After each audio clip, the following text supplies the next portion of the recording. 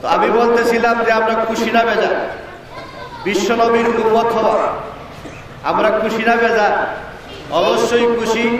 এজন্য আবারও প্রাণ খুলে হৃদয় মন উজাড় করে দিয়ে আমরা আবারও কালিমাতুশ শুকর পাঠ করি আলহামদুলিল্লাহ। সম্মানিত উপস্থিতি, যারা আমরা আজকে এখানে উপস্থিত হয়েছি, আমাদের সকলকে অবশ্যই সৌভাগ্যবান মনে করি। শিক্ষার প্রতি গুরুত্ব দিয়েছেন আল্লাহ তাআলা। শিক্ষাকে সকল নারী পুরুষ, মুসলমান সকল নারী পুরুষের জন্য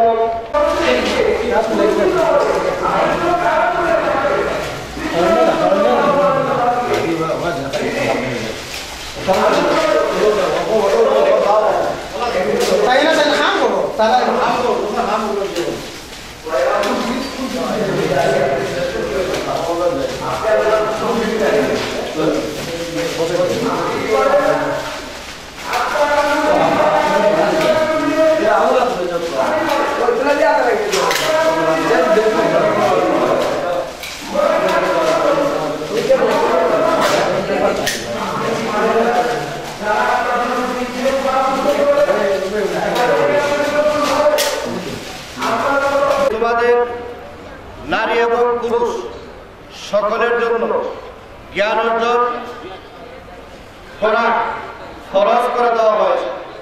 জ্ঞান অর্জনের জন্য তোমাদেরকে যদি বাড়িগঞ্জে সুদূর চীনের দেশেও যেতে হয়, তবুও তোমাদেরকে যেতে হবে। আল্লাহ রাসূল সাল্লাল্লাহু আলাইহি ওয়াসাল্লাম চীন দেশের উদাহরণ দিয়েছিলেন মক্কার জমিন থেকে, বাংলার জমিন থেকে উদাহরণ দিলেন। আরো দূরের কোন দেশকে আমরা দিতে পারি? আমরা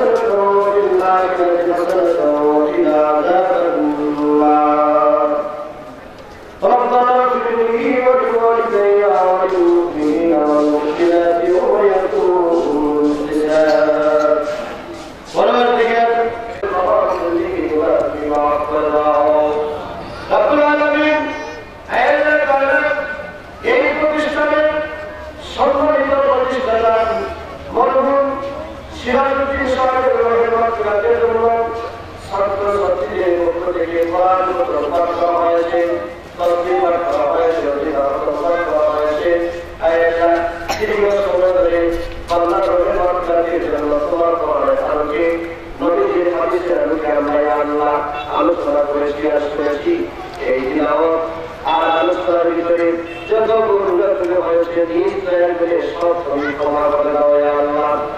রব্বুল আলামিন কোরআন খতমের সওয়াব, অধিকার সওয়াব, তসবিহ সওয়াব, আলোচনার সওয়াব, লক্ষ কোটি সওয়াব সহবান হয়ে করে আল্লাহ তাআলা দাঁড়ে করে মাশাআল্লাহ কায়দাত সরকার দ্বারা নূরে মুসতাদ বিশ্ব নবী মুহাম্মদ রাসূল সাল্লাল্লাহু আলাইহি ওয়াসাল্লাম পৌঁছে দাও আল্লাহ। আল্লাহ তাআলা জান্নাতুল বাকিতে শহীদ সাহাবায়ে کرام সাহাবাত ভাই প্রতিষ্ঠানের মরহুম প্রতিষ্ঠাতা সিরাজউদ্দিন সাহেবের কবরকে তুমি জান্নাতুল ফেরদাউস বানায় দাও। রব্বিল হামহুমা কামা রাব্বায়ানি সগীরা, রব্বিল হামহুমা কামা রাব্বায়ানি সগীরা। আল্লাহ তাআলা আপনাদের হাত তুলেছি বলে বাড়াই বাড়াই অবতার অবশ্যই আছে। নানা নানি দাদা দাদি কি সকাল আলাপ কি সদন অনেক খেলার সাথী করার সাথী অনেক উস্তাদ বিন্দু করে শহীদ করেছে।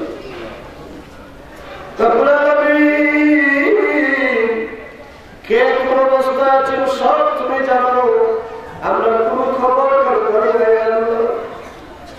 তাদের প্রত্যেকে তুলন্ত করে তুলো হাতে আমরা পালঙ্গি সরকারের খবরকে জান্নাত ব্যবস্থা দিয়ে দাও রব্বুল আলামিন। জানি না আজকের ইবাদত আমাদের কাজ মনে শেষ করা হয়ে যায়, আল্লাহ নাগাদের মুখে আমাদের মৃত্যুর পর হয়ে যায়, যখনই কবরের বাসিন্দা হয়ে যাব কবরের সময় দেওয়া হবে। রাসূল বলেন উম্মতরা আমার কবরের তোমাদের কারণে জাহান্নামের কারণ হবে, কারণ সব বিচ্ছিন্ন হবে, একাই কিসে কারণ কিভাবে বসবাস করবো। এই কবরের সময় দেওয়ার আগে আগে আমাদের কবরকে জান্নাত বানাই দেবে আল্লাহ। আল্লাহ তাআলা আমরা যেভাবে আমাদের পড়োশী আমাদের বন্ধু বান্ধব আত্মীয় স্বজনদেরকে স্মরণ করছি, আমাদের রোগের মাগফিরাত কামনা করেন, তোমার দরবারে কোরআন তিলাওয়াতের সূরা প্রশ্রয় দিয়ে আমরা কেমন পর্যন্ত আমাদের সকলের জন্য তৈরি করে দিও ইয়া আল্লাহ। আল্লাহ তাআলা যতদিন হায়াত দিবা তোমার মখতুর মুনাফিস তৌফিক দান করো।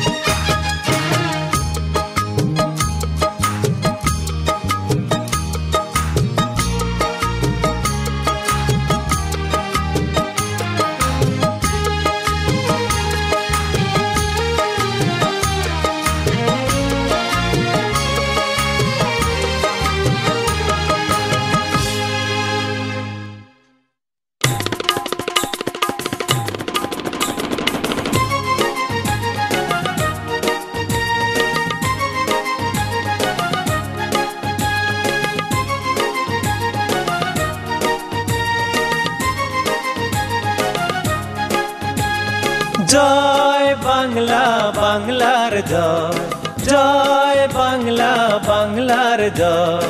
হবে হবে হবে হবে নিশ্চয়, কোটি প্রাণ একসাথে জেগেছে অন্ধরাতে, নতুন সূর্য ওঠার এই তো সময়। কোটি প্রাণ একসাথে জেগেছে অন্ধরাতে, নতুন সূর্য ওঠার এই তো সময়। জয় বাংলা বাংলার জয়, জয় বাংলা বাংলার জয়।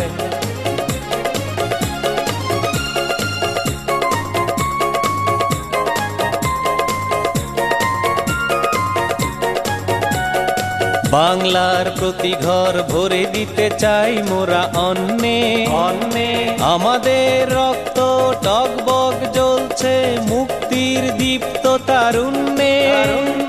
বাংলার প্রতি ঘর ভরে দিতে চাই মোরা অন্নে অন্নে আমাদের রক্ত টগবগ জ্বলছে মুক্তির দীপ্ত তারুণ্যে নেই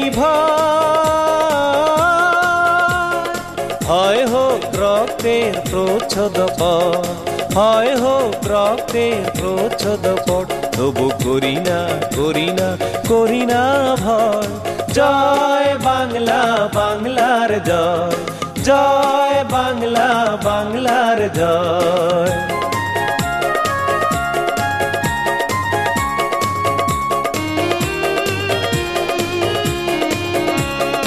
অসথের ছায় যেন রাখালের বাঁশিটি হয়ে গেছে একেবারে দগ্ধ দগ্ধ চারিদিকে শুনি আজ নিদারুণ হাহাকার আর ওই কান্নার শব্দ অসথের ছায় যেন রাখালের বাঁশিটি হয়ে গেছে একেবারে দগ্ধ দগ্ধ চারিদিকে শুনি আজ নিদারুণ হাহাকার আর ওই কান্নার শব্দ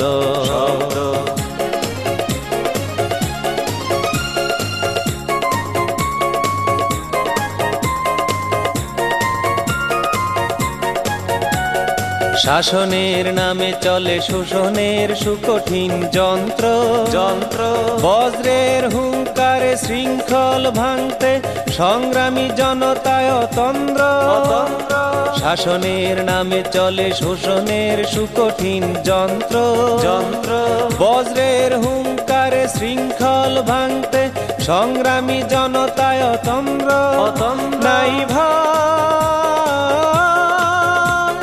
তিলে তিলে বাঙালির এই পরাজয় তিলে তিলে বাঙালির এই পরাজয় তবু করি না ভয় জয় বাংলা বাংলার জয় জয় বাংলা বাংলার জয়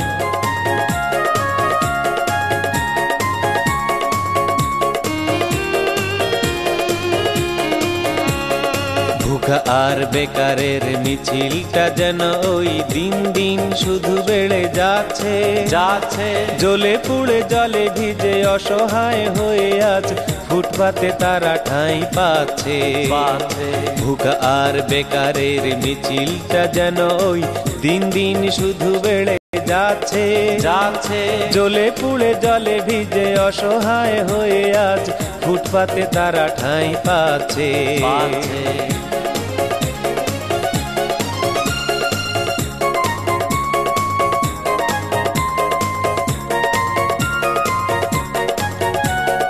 বারবার ঘুঘু এসে খেয়ে যেতে দিব না কো আর ধান বাংলার দুশ্মন তোষামোদি চাটুকার সাবধান সাবধান সাবধান সাবধান বারবার ঘুঘু এসে খেয়ে যেতে দিব না কো আর ধান বাংলার দুশ্মন তোষামোদি চাটুকার সাবধান সাবধান সাবধান সাবধান সৃষ্টির উল্লাসে হবে রঙিন সৃষ্টির উল্লাসে হবে রঙিন আর মানি না কোনো সংশয় জয় বাংলা বাংলার জয় জয় বাংলা বাংলার জয়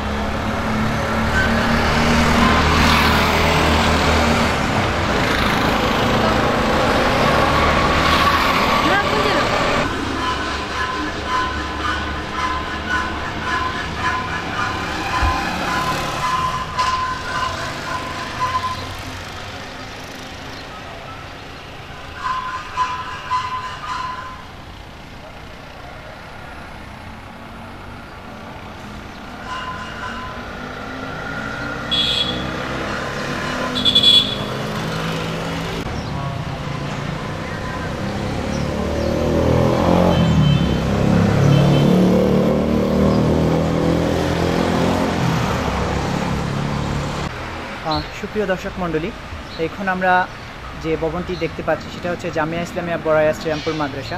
এই মাদ্রাসার ভূমি দান করেছেন মরহুম হাজি মাহমুদ হোসেন ও মরহুম হাজি আব্দুল বারী সাহেব। এই মাদ্রাসার মধ্যে একটি ভবন দান করেছেন বিশিষ্ট সমাজসেবী শিক্ষানুরাগী বীর মুক্তিযোদ্ধা মরহুম সিরাজউদ্দিন আহমদ সাহেবের ছোট ভাই যুক্তরাজ্য প্রবাসী জনাব মুক্তাদির আহমদ মুকুল। এখন আমরা আপনাদেরকে সেই ভবনটি দেখাচ্ছি।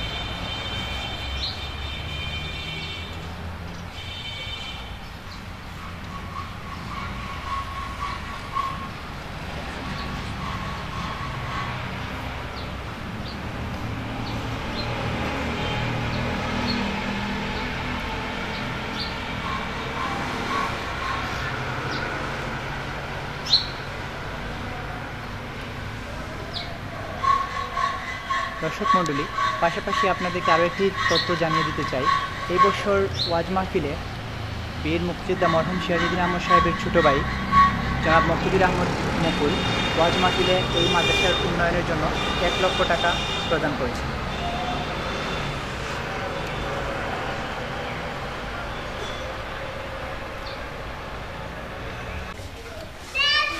দর্শক মণ্ডলী, এখন আমরা আপনাদেরকে নিয়ে এসেছি হাজি মোহাম্মদ ইয়াসিন মিয়া মরহুম হাজি মোহাম্মদ ইয়াসিন মিয়া কর্তৃক ভূমি দানকৃত শ্রীরামপুর সরকারি প্রাথমিক বিদ্যালয়।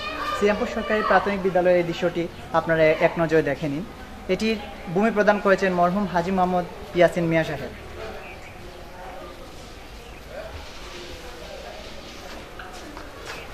মরহুম হাজি মোহাম্মদ ইয়াসিন মিয়া সাহেব কর্তৃক দানকৃত ভূমির উপর প্রতিষ্ঠিত শ্রীরামপুর সরকারি প্রাথমিক বিদ্যালয়ের দৃশ্য এই মুহূর্তে আপনারা দেখছেন। ঐতিহ্যবাহী এই পরিবারের আরও একটি কৃতকর্মের নিদর্শন স্বরূপ এই বিদ্যালয়ের ভূমির প্রদান করেন মরহুম হাজি ইয়াসিন মিয়া সাহেব।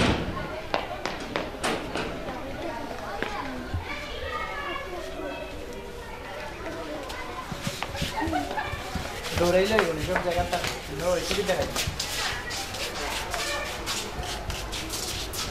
করতে পারি চারটা তো কিলা মানে 4টা কিলা নেব ওটা বাজারটা মোটামুটি আমরা বলবো যে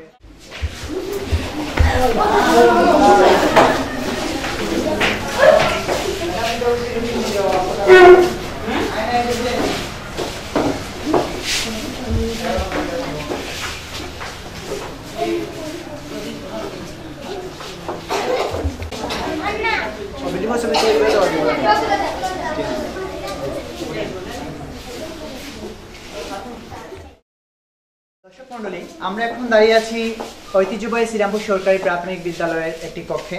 এখন আমরা কথা বলবো ঐতিহ্যবাহী শ্রীরামপুর সরকারি প্রাথমিক বিদ্যালয়ের সম্মানিত প্রধান শিক্ষক মিতা পাল চৌধুরীর সাথে। তো ম্যাডাম, আপনার কাছে আমার প্রথম যে প্রশ্নটি থাকবে সেটি হচ্ছে, আপনি তো এই স্কুলের প্রধান শিক্ষক, আপনি এই স্কুলের শ্রীরামপুর সরকারি প্রাথমিক বিদ্যালয়ের ইতিহাস তথা এর ভূমি সম্বন্ধে কি জানেন, একটু সংক্ষিপ্ত করে যদি আমাদের বলতেন। আমাদের এই শ্রীরামপুর বিদ্যালয়টি একটি ঐতিহ্যবাহী স্কুল। এখানে এই অত্র এলাকার বিখ্যাত বীর মুক্তিযোদ্ধা সিরাজউদ্দিন আহমদ পরিবার এই জমি দান করেছেন। ওনার দাদা ইয়াসিন আহমদ, হাজি ইয়াসিন আহমদ এই ভূমিটি দান করেছেন। এরপর থেকে স্কুলটি ভালোভাবে চলছে এবং এই এলাকার যত গণ্যমান্য ব্যক্তিবর্গ সবই এই বিদ্যালয়ের ছাত্র। ধন্যবাদ।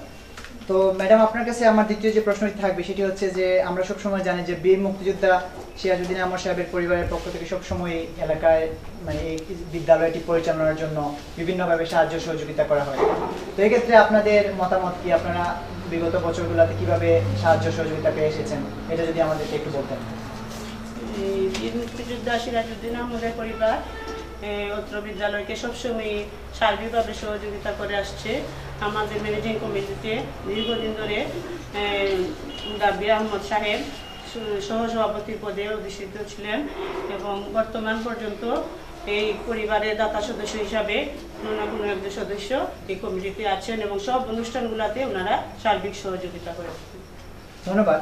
তো সুপ্রিয় দর্শক মণ্ডলী, আমরা এখন যেটা জানতে পারলাম যে শ্রীরামপুর সরকারি প্রাথমিক বিদ্যালয় অত্যন্ত ঐতিহ্যবাহী একটি স্কুল। এই স্কুলের ভূমি প্রদান করেছিলেন বীর মুক্তিযোদ্ধা মরহুম সিরাজউদ্দিন আহমদ সাহেবের দাদা মরহুম হাজি মোহাম্মদ ইয়াসিন মিয়া সাহেব। তারপর থেকেই ক্রমানুসারে এই পরিবারের পক্ষ থেকে সাহায্য সহযোগিতার মাধ্যমে আজকে শ্রীরামপুর সরকারি প্রাথমিক বিদ্যালয়টি একটি দক্ষিণ সুরমার মধ্যে একটি অন্যতম সেরা স্কুলের মধ্যে রয়েছে। তো ধন্যবাদ দর্শক মণ্ডলী এবং ধন্যবাদ প্রধান শিক্ষককে আমাদের সাথে থাকার জন্য। দর্শক মণ্ডলী, আপনারা এখন যে দৃশ্যটি দেখতে পাচ্ছেন সেটা হচ্ছে মরহুম হাজী মোহাম্মদ ইয়াসিন মিয়া সাহেব কর্তৃক দানকৃত রুমের উপর শ্রীরামপুর ঈদগাহ ও শ্রীরামপুর ঈদগাহের প্রকৃতি প্রতিষ্ঠিত হওয়ার একটি দৃশ্য। তার ঠিক পাশেই রয়েছে মরহুম হাজী ইয়াসিন মিয়া সাহেব কর্তৃক তার পারিবারিক গুরুস্থানের একটি দৃশ্য, যেখানে শায়িত আছেন বীর মুক্তিযোদ্ধা সিরাজউদ্দিন আহমদ সাহেব, যাকে রাষ্ট্রীয় মর্যাদায় ওই গুরুস্থানে দাফন করা হয়েছে। পাশাপাশি এই পরিবারের আরও অনেক বীর শহীদজীবী যারা আছেন তারা এই পরিবারে শায়িত আছেন, যারা সব সময় শ্রীরামপুর সরকারি প্রাথমিক বিদ্যালয় সহ বিভিন্ন সামাজিক, অর্থনৈতিক এবং শিক্ষানুরাগী হিসেবে কাজ করে গেছেন।